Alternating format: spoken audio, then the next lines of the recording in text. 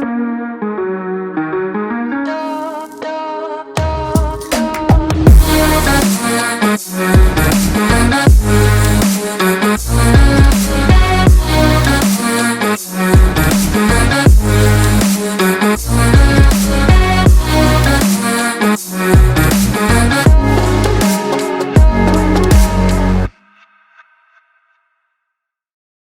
of you guys like weddings?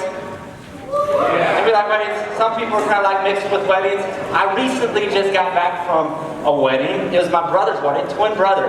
And so this was about a month and a half ago. And I'll take that clicker if anybody's got that clicker out there. It was about a month and a half ago. But I was thinking about weddings. We give a lot of energy and effort into celebrating people who are committing their lives together. Thank you, Blake. Appreciate that, man. But I wanted to show you a couple pictures from my brother's wedding. Here's, you know, the reception or the dinner before the reception. And my dad's giving an Emmy award-winning speech here. There were actually tears. He had his hand over his heart. I was like, I've never seen this before, Dad. You must have practiced this. And then you've got the bachelor parties. There's a bunch of overage men playing some ping pong here. I don't think you can be too old to play ping pong. But you got the bachelor parties. There's a lot of celebrations that are happening. Here's the car. We decked it out. 2000 Lincoln. And so I have no idea why this is the car they wanted the driveway in, but it was. And so we put a little gold tape around that front tire, trying to spice it up a little bit, celebrate them the right way. Everybody's looking good, so you get your selfies with your sisters, and then they get married, they say I do, and here's them walking out, and for some reason, when you celebrate, you throw bird seed at them. Like, I don't know why that's celebrating, but Haley, his wife, Jeremy, that's my brother, his wife got the memo. She brought a little, like, umbrella. I've never seen that done before. Kind of protect against the bird seed getting thrown at us. Smart. And then you got the best man speech. And we actually did it in a pretty unique way. My brother and I, we were co-best men. So what we did when we were growing up, we would sit around a fire, we'd drink some Dr. Pepper, we'd talk about life together. So we thought, hey, you know what, we don't need to just fall in line with formalities. Let's just get the chairs out there. Let's just get in front of everybody. Let's just kind of like talk it up, just like we've always done. And then we gave Haley a chair. We said, hey, this is the Edwards Circle. We're going to give you a chair. You've now entered into the Edwards legacy. You're welcome. I'm glad you made it. But it was awesome. When you think about all these different things we do, you got the couples dances, you got the mother and son dance, you got everybody dances from 2 years old to 80 years old. You're not too old to dance. You can dance, you celebrate. And then my grandma actually put this, she posted this on social media, brothers. I was like, Grandpa, that's pretty obvious that we're brothers. We look alike. But the question I have is, why do we celebrate? Why do we celebrate so much? It really is a pinnacle celebration in our culture. And I think this is the reason why we celebrate. It's two people fully committing to each other, giving each other all of me, all of themselves. That's what marriage is. When Haley was asked, hey, do you want to make Jeremy your lawfully wedded husband? Jeremy, do you want to make Haley your lawfully wedded wife? He didn't say sometimes on the end of that. The pastor did not say sometimes. He said, till death do us part. I think that's why we celebrate. It's an honorable thing.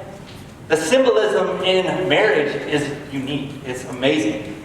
Because they're facing each other, and they face the cross, and they face the pastor, and essentially what they're saying is they're saying no to the rest of the world. All 3.54 billion girls Jeremy's saying no to. All 3.5 billion guys Haley is saying no to because they're giving all of themselves to each other.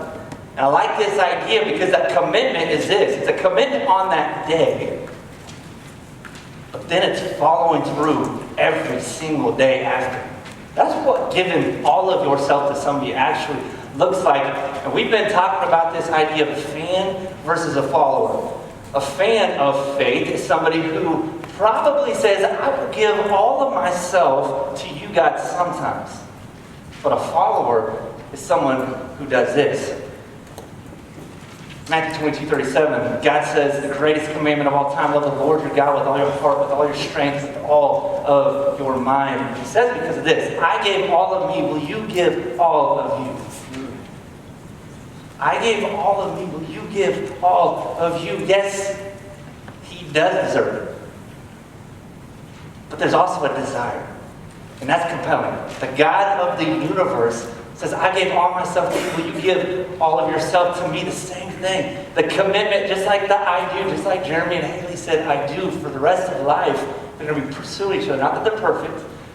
Not that every day is going to be a bed of roses, but there's loyalty and commitment to each other. God's saying the same thing. Will you give yourself, all of yourself to me? Commit, just like on wedding day, say I do, but then follow through with that commitment.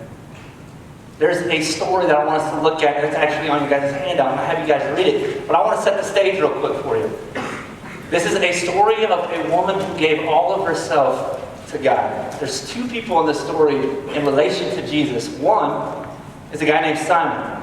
Simon's a Pharisee. That just means he had a lot of leadership, and he probably had a lot of status in society, and he knew a lot of people. And then there's a woman who shows up on the scene who's known as a sinner. And she does something unimaginable, and I want you guys to pay attention to it when you guys read it. But the scene is this. Jesus, at that point, had been doing miracles. Jesus was trending, if you would say. You could say it. He would literally get off. Mark 6 says he'd get off the boat. Once his foot touched the land, people would notice who he was, and his name would go throughout the entire town, villages. People would bring everybody. They would flock in droves to see Jesus because they had heard about him. They were interested in him. They were intrigued. People had heard that maybe he's the prophet, maybe he's the Messiah, maybe he is who he says he is, maybe he's God.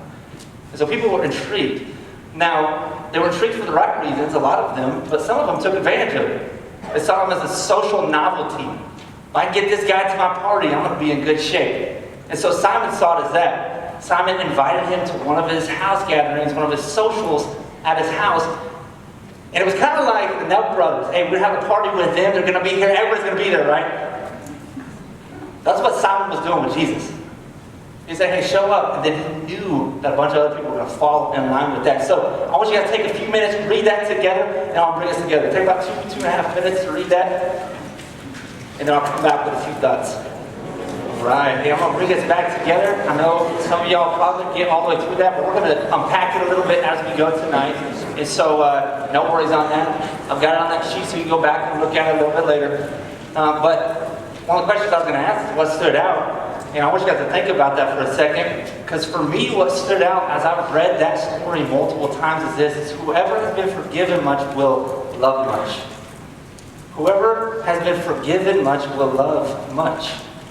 And we see this in this story. There was a woman whose life was broken. Whose life was full of sin. She recognized it. She also recognized that there wasn't a lot that she could do about it. She heard about Jesus. And the forgiveness that he was offering, and the love that he was offering. And when she showed up on the scene, fell at his feet, and when he forgave her of her sins, that was unbelievable to her. Whoever was forgiven much, loves much. Simon missed the point. Simon invited him over for a party. It was about his fame, it was about his status, it was about his reputation, it was about entertainment. And he missed Jesus. And so there are three things that I noticed as I was reading this passage that this woman did to love with all of her as she loved Jesus. The first one is this, her attention. She loved with her attention. You know, we all want attention. I've got a little sister, I've mentioned to her before, but I was hanging out with her, and when she wants my attention, she knows whether or not I'm looking at her, right? And if I'm not looking at her, and if I give her like a fake, yes, she knows. And she'll say my name until I look at her and I'm focused on her. She'll say, Jordan, Jordan, Jordan, Jordan, Jordan, Jordan, Jordan, Jordan, Jordan. And I look at her, I'm like, you don't have to say my name 15 times. I will look at you and I'll focus on you. She said, well, why did I have to tell you 14 times then? You didn't look till the 15th time. I was like, good point. Good point, maybe you do. We all long for and desire attention. Your attention is what you are focused on. It's what you give your mental real estate to. Who you think about when you make decisions, who or what you're thinking about when you're trying to accomplish something. What accomplishments are you trying to pursue? I think another word for it is focus. We see it here even in this story, Luke 7:45. Jesus is talking to Simon. He said, you did not give me a kiss, but this woman from the time I entered has not stopped kissing my feet. Now that's an interesting image.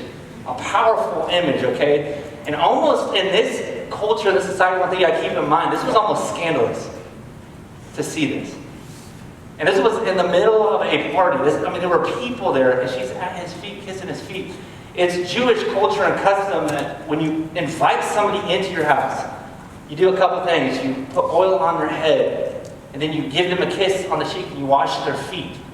It's just normal Jewish ritual and custom to say, hey, welcome to my house. Simon didn't do any of that for Jesus. Her attention was on Jesus. His attention was on self. Her attention was on Jesus. His attention was on self. Paul tells us in Hebrews 12:1-2, let us throw off everything that hinders, the sin that so easily entangles, and let us run with perseverance the race marked out for us. Let us fix our eyes on Jesus, the author and the perfecter of our faith, because of this. What you give your attention to will consume you. What you give your attention to will consume you. I think about it kind of like this. As far as my attention goes towards anything that I'm trying to pursue, there are a lot of different things in life that probably try to distract me from it. There's a story in Greek mythology of a girl named Atalanta. And Atalanta was one of the fastest girls to ever exist. She was one of the fastest people on the planet in Greek mythology. And she was pretty. Her dad wanted her to get married. She said, fine, if somebody can beat me in a race, then I'll marry him. And her dad was like, okay, let's do this then. So guys stepped up to the plate over and over, lost, and it cost them their life pretty harsh, right? But there was a wise guy who stepped up to the plate, and he decided to race her. And so he got out in front of her, and when he was out in front of her, she finally caught up, and what he did was he had a golden apple, and he just threw it. She stopped, she picked it up, she was distracted. He got about halfway, she caught back up to him, he had another golden apple, threw the golden apple. Distracted. He kept running. He was at the end of the race. She caught back up and threw one more golden apple. He ended up winning the race. My question is, what are the golden apples in our life, in your life? What are the things that are distracting us from Jesus? Is it like Simon? Is it the reputation? Is it the status? Is it just the desire to want to advance my life? Or is it like a woman who fell at his feet and recognized how much she had been forgiven and recognized what Jesus was offering? She was offering life, or he was offering life. He was offering forgiveness. He forgave her of her sins. And I think one of the things that you notice is when you give all of yourself to something, Simon missed Jesus because he was focused on self. The woman was focused on God, and because of that, she didn't hold anything back from Jesus. She didn't hold anything back from Jesus. And this is what happens in Luke 7:50. Jesus said to the woman, your faith has saved you. Go on in peace. It's funny, the story of Simon, his desire to be known and use kind of Jesus as a novelty piece to bolster his societal status. In other accounts of this, in other Gospels, Jesus says that this woman is going to be remembered. Wherever this gospel is preached, this woman for all of eternity will be remembered. Not you, Simon. And what's interesting is this desire and this attention that she gave him didn't just last in that moment. At the very end of Jesus' life, he was on the cross. Do you know who was there watching?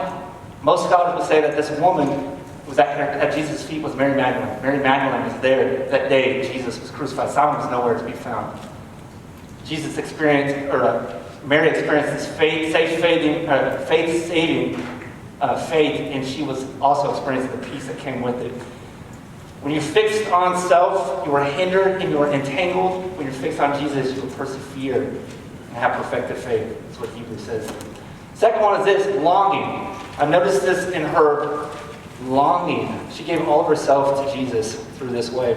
You know, longing is described as a strong desire. It's a craving. Luke 7, 37-38, you see this when a woman who had lived a sinful life in that town learned that Jesus was eating in the Pharisee's house. She brought an alabaster jar of perfume and she stood behind him at his feet weeping. She began to wet his feet with her tears. Then she wiped them with her hair, kissed them, and poured perfume on him. When a woman who had lived a sinful life, she had a longing for restoration. She had a longing for her sins to be forgiven. And guess where that drove her? It drove her to the feet of Jesus. Simon had a longing for reputation. He had a longing for success. Guess where that drove him? What you long for will drive you. What you long for will drive you. I think of an example of this that comes to my mind is Martin Luther King Jr., one of the greatest heroes of all time. I often say this, if I had 24 hours to spend with anybody in history, I would want to spend some time with him. Because he persevered through some of the hardest trials, and he stayed focused. That was the intriguing part to me. How, in all of that, how did you stay focused? There's a story. Rosa Parks gets kicked off the bus because of her skin color. Right after that, Martin Luther King Jr. started his boycotts. He started to march for freedom. He's 27 years old when this happened. He had a house, he had a wife, he had kids. Guy sticks a stick of dynamite in front of his porch, blows up. Next morning, this is what he says. If all I have to pay is go to jail a few times, getting about 20 threatening calls a day, King said, I think that is a very small price to pay for what we are fighting for. Because at the end of the day, what he was fighting for was what he was longing for, freedom, equality. And that drove him. He stayed focused. The question is, what do you long for? What do we long for? And is it the reputation? Is it the status? Or is it forgiveness of sins? Is it a relationship with the King of the universe? Is it eternal life? Is it freedom from the agonies of sin and pain? Is it purpose? I think an example of giving all of us to Jesus could be this. It's being driven for what is right and what lasts. And I think a way to do this is to cultivate even a longing for Him and His purposes. I think that's one way, or a couple different ways that we can even give all of ourselves to Him. The third one is this. We see it in her attention towards Jesus. We see it in her longing for what Jesus could do for her life and the purpose that He gives her after. But we also see it in this, her love. Love is interesting. Love makes you do crazy things. Love is mysterious. But it's what drives loyalty. It's what drives passion. It gives us reason for a passionate pursuit of something in our lives. Luke 7:47, for she loved much. This is an interesting part of the story where it talks about her wiping Jesus' feet with her hair and then kissed them and then poured perfume on them. This perfume that she poured on His feet was most likely her livelihood. It was everything that she had owned, is everything that she had lived up for. Basically, it was her life savings in a container. It helped her with her job. She poured all of this out on His feet. In other accounts of the story, some of the disciples looked at her and they told Jesus to say, that's a waste. Don't let her pour that out. If you can give that to the poor, we can sell that. We can give that money to the poor. Jesus looked at them and said, no, she's doing a good thing. She's given all of herself to me. True love holds nothing back. I really do think this is true. True love holds nothing back. True love is usually inspired and compelled by looking back at the sacrifices that other people had made so that you can have freedom. That's what this girl was doing. She was looking back at her life and looking at Jesus' coming sacrifice. She didn't even know what that meant, but she knew what Jesus was about. And she said, that's what I want. That's what I need. And what's crazy is it inspired her to live and persevere and passionately pursue Christ and be there on that last day when Jesus was being crucified. And then be even there when Jesus rose from the dead and victored over all of that. Pat Tillman is a good example of this. Pat Tillman was a stud of an athlete. He played at Arizona State. He was at the Arizona Cardinals for a little bit. He set some records there. And his brothers and his dad had actually served in the military. And he recognized as he was growing up that the reason why he was able to play football, the freedom that he had, a lot of that was due to people who had served before him, sacrificed before him. And it's crazy because his perspective actually led him into greater service as well. September 11th happens, and he signs up. He pushes pause on his NFL career. And he says, hey, I've got to do what has been done for me so that others can have this freedom just like myself. We've got to protect this. So he steps up to the plate, and he ends up going over to Afghanistan. And as he's over in Afghanistan, his crew gets ambushed. And it's interesting. He who is forgiven much or sacrificed for much loves much. He was the one found protecting his group as they're trying to escape. He's the one who took bullets. And so his life was actually taken from him. But the quote that he had even before he ended up leaving was this: "To err on the side of passion is human and right, and the only way I'll live." Here's the reality. We've got one life. We've got one shot at this thing called life. And as we're living, we've got to remember something. There's an expiration date to our life. There's an expiration date. And if that's the case, then I think we need to learn something from this guy. To err on the side of passion is human, right, and the only way I'll live. Your life, you have one. It's got an expiration date. And then once that expiration date hits, eternity is a reality. That's pretty weighty, right? And so my question that I want to end with is this: are the things that you are living for, giving your time to, do they equal up to the same weight of the reality of that eternity? God says that living for Him, falling at His feet, asking for His forgiveness, having a relationship with Him, being committed like we talked about in the beginning, but then following through on that commitment, He says that is an even enough weight to compare the weightiness of our eternity, because Jesus is the one who secured it for us. And so we see the attention, the longing, and the love. This is a good way to give all of ourselves to God. And so I want you guys to spend some time just thinking about it, talking about this together. Whoever is forgiven completely gives themselves completely to God. So if that's the case, I want you guys to take some time and ask these questions, look at them, talk with each other, and then we'll have somebody come up after this to close this out, okay? And so why is giving all of ourselves to God important? What would you say your scale looks like? So go ahead and talk with each other around you. We'll have somebody come up and wrap us up.